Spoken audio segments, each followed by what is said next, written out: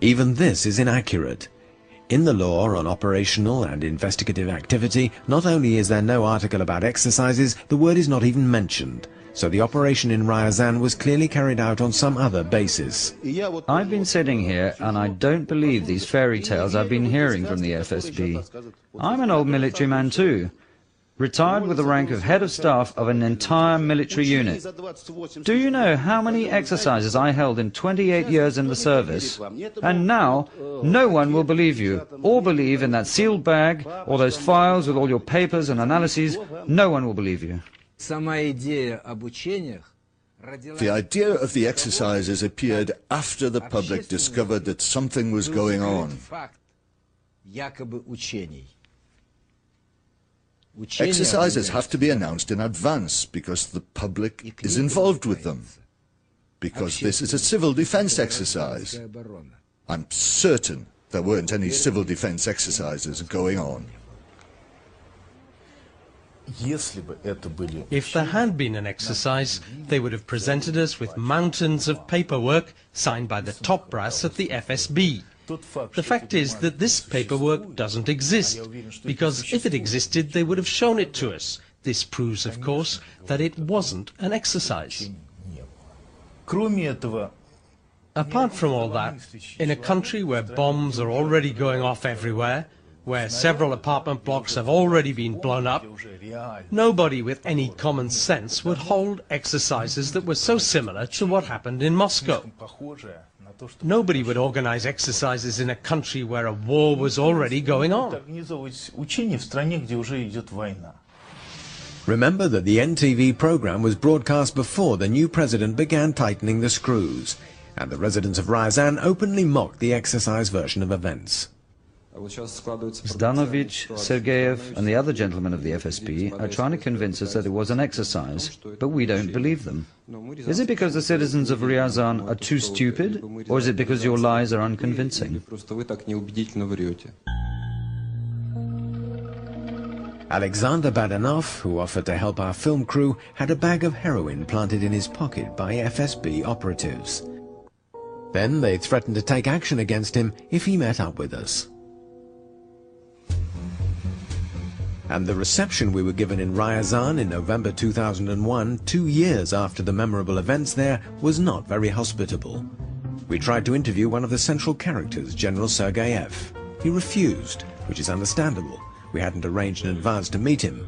But that wasn't why our group had to leave Ryazan. As we left his office building, some men in civilian clothes took us to one side.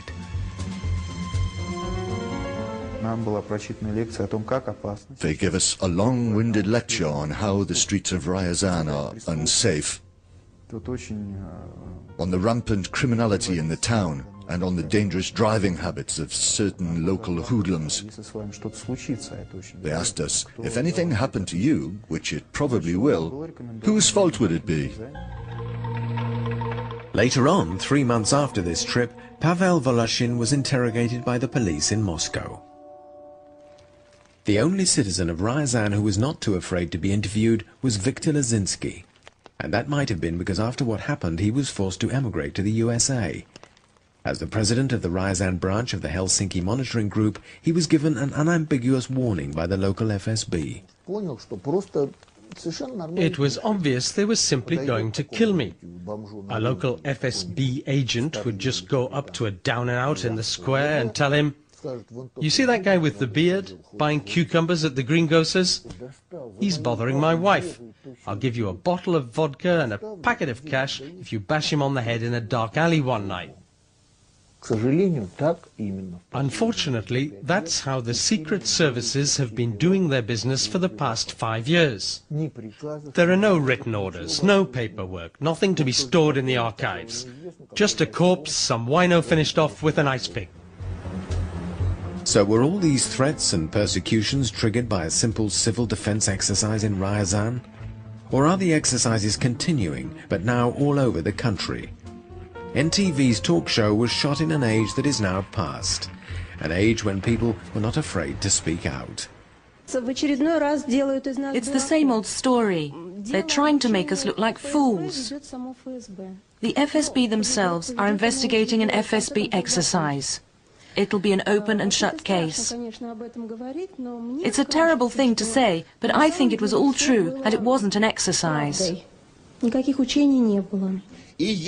I don't understand why we allow ourselves to be led by the nose by these people. They're just trying to clean the filth off their uniform coats, but they're covered in filth underneath anyway. Who had the right to organize this operation? An operation involving civilians. Who had the right? Who gave the orders? Who had the right to give such orders? The President. Who else? Citizens may only be involved in exercises with their consent. Otherwise, no matter who took the decision, it's yet another infringement of the law. Let's just imagine that real explosives were planted and it was a real attempt at provocation in order to increase tension in the Caucasus and so on and so forth. Do we have any guarantee that we would have been given an accurate reply that the public would find convincing to the question of what had happened? I suspect, unfortunately, that we wouldn't. There's no secret about it. When the inquiry's over, you'll be able to ask all the questions you want, either yourselves or through a lawyer. And if you don't trust the security service, we'll answer to the public prosecutor. One more falsehood. After the broadcast, the citizens of Ryazan tried in vain to bring an action against the FSB. They got nowhere. Even though the criminal case was closed, it was classified as top secret, in direct contravention of Article 7 of the Law on State Secrecy. This makes it illegal to classify as secret information on events which threaten the health and safety of the general public.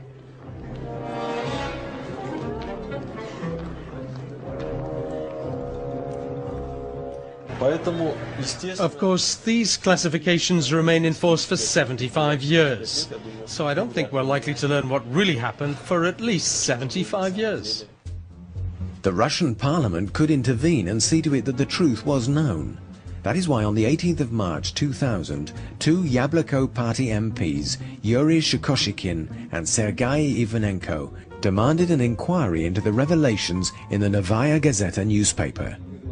It was a fairly innocuous request. Look into a newspaper story and get answers to some questions about what happened and what didn't. Even this attempt met with violent rejection because it was seen, and rightly so, as an attempt at civil control over Secret Service activity. We haven't had an answer yet about whether it really was a terrorist attack that was thwarted or whether it was passed off as some sort of Secret Service operation, an exercise or whatever.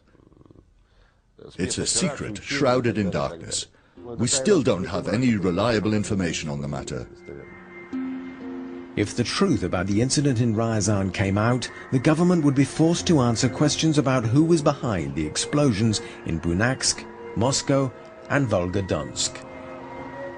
And that's something both former and present members of the Russian Special Services are agreed upon. The entire history of the KGB is just full of this kind of activity. And in this context, I believe the incidents in Moscow and Volgodonsk, and then later in Ryazan, that failed explosion, I believe they're all links in the same chain. The style used here is absolutely clear. The group looked around for the premises, preferably in the basement or a ground floor. They rented them under the guise of storage space for some kind of goods, and the explosive was shipped in.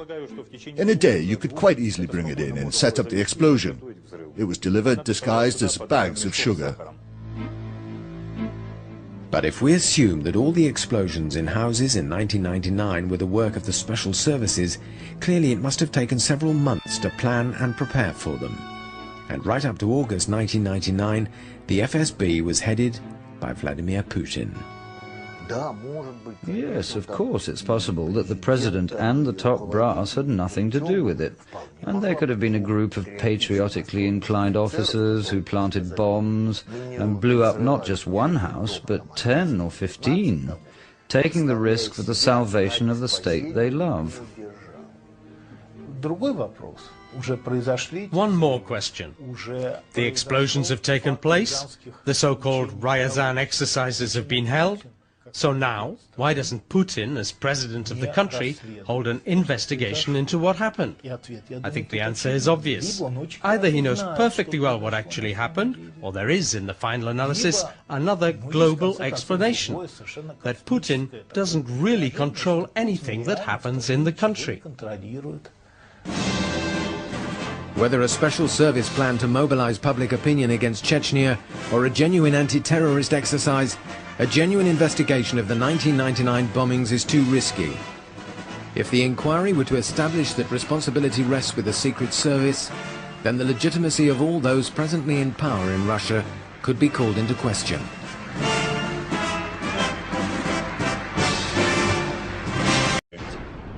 Even this is inaccurate.